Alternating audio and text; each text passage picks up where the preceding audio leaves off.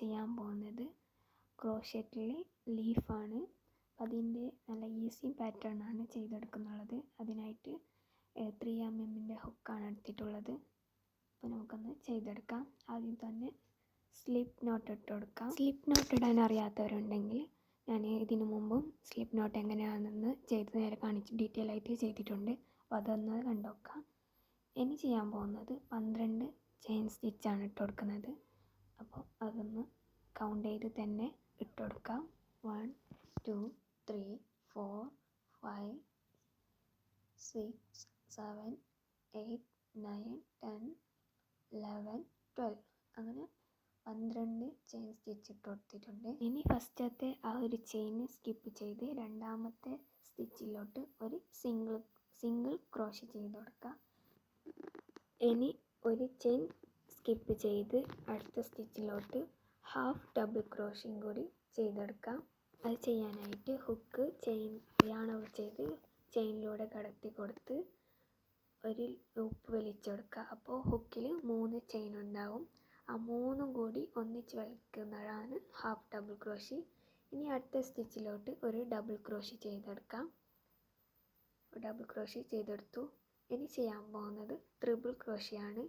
അടുത്ത 4 സ്റ്റിച്ചിലും ഓരോ ട്രിപ്പിൾ ക്രോഷ് വീതം ചെയ്തെടുക്കാം. ഫസ്റ്റ് 2 ലൂപ്പും വലിച്ചെടുക്കാം. പിന്നെ അതിൽ 3 ലൂപ്പുണ്ട്, അതിൽ നിന്ന് 2 വലിച്ചെടുക്കുക. പിന്നെ 2 കൂടി പിന്നെ വലിച്ചെടുക്കുക. അങ്ങനെയാണ് ട്രിപ്പിൾ ക്രോഷ് ചെയ്യേണ്ടത്. അങ്ങനെ ബാക്കിയുള്ള 3 സ്റ്റിച്ചസിലും ട്രിപ്പിൾ ക്രോഷ് വീതം ചെയ്തെടുക്കാം. ഇതിപ്പോൾ രണ്ടാമത്തെ ട്രിപ്പിൾ ക്രോഷയാണ് ചെയ്തെടുക്കുന്നത്. പിന്നെ 2 കൂടി വലിച്ചെടുക്കുക. അങ്ങനെയാണ് ചെയ്യേണ്ടത്. അപ്പോൾ മൂന്നാമത്തെ ട്രിപ്പിൾ ക്രോഷിങ് ചെയ്തെടുക്കാം. അങ്ങനെ 4 ട്രിപ്പിൾ ക്രോഷിങ് കൂടി ചെയ്തെടുത്തിട്ടുണ്ട്. ഇനി ചെയ്യേണ്ടത് അടുത്ത സ്റ്റിച്ചിലോട്ട് ഒരു ഡബിൾ ക്രോഷ് ചെയ്തെടുക്കാം. അത് ചെയ്തു.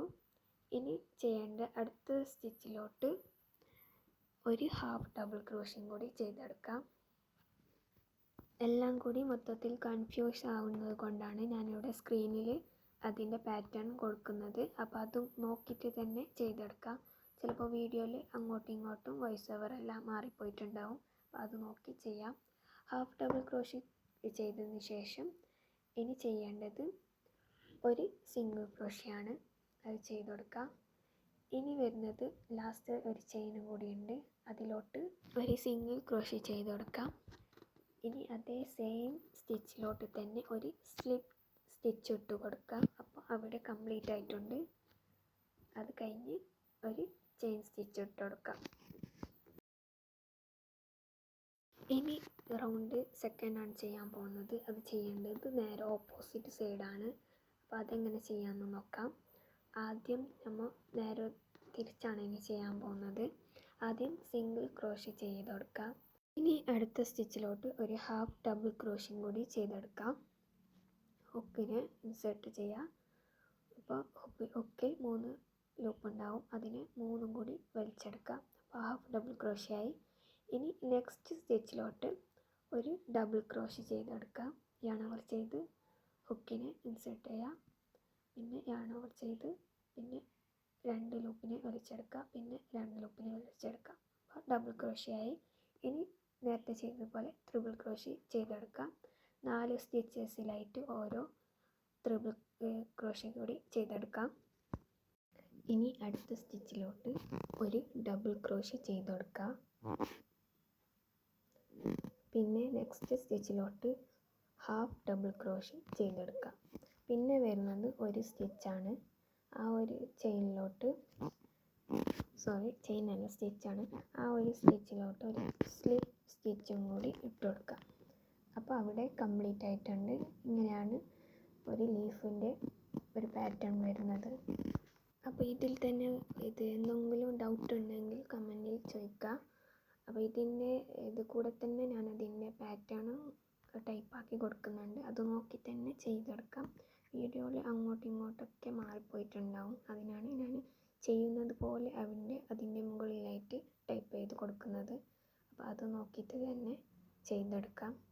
ഞാനിത് സ്പീഡ് പറഞ്ഞു പോകുന്നത് വീഡിയോക്ക് ലെങ്ത്ത് കൂടുന്നത് കൊണ്ടാണ്. അപ്പോൾ നിങ്ങളത് നോക്കിയിട്ട് തന്നെ ചെയ്തെടുക്കാൻ നോക്കാം. ലാസ്റ്റിലായിട്ട് സിംഗിൾ ക്രോഷ്യ ചെയ്തതിന് ശേഷം ഒരു ചെയിൻ സ്റ്റിച്ച് ഇട്ട് കൊടുത്ത് അതൊന്ന് ക്ലോസ് ചെയ്ത് കട്ട് ചെയ്തെടുക്കാം. അപ്പോൾ ഇത്രയേ ഉള്ളൂ ലീഫ് ചെയ്യാനായിട്ട്. ഇനി നെക്സ്റ്റ് വീഡിയോയിൽ ഒരു സൺഫ്ലവർ കീ ചെയിനാണ് ചെയ്തെടുക്കുന്നത്. അപ്പോൾ അതിൻ്റെ വീഡിയോ പെട്ടെന്ന് തന്നെ അപ്ലോഡ് ചെയ്യാൻ നോക്കാം. അപ്പോൾ ഈ വീഡിയോ ഇഷ്ടമായിട്ടുണ്ടെങ്കിൽ ചാനൽ സബ്സ്ക്രൈബ് ചെയ്തൊന്ന് സപ്പോർട്ട് ചെയ്യുക. അപ്പോൾ ഇതുപോലത്തെ യൂസ്ഫുൾ വീഡിയോ ആയിട്ട് വീണ്ടും വരുന്നതാണ്. അതുവരെക്കും ബൈ.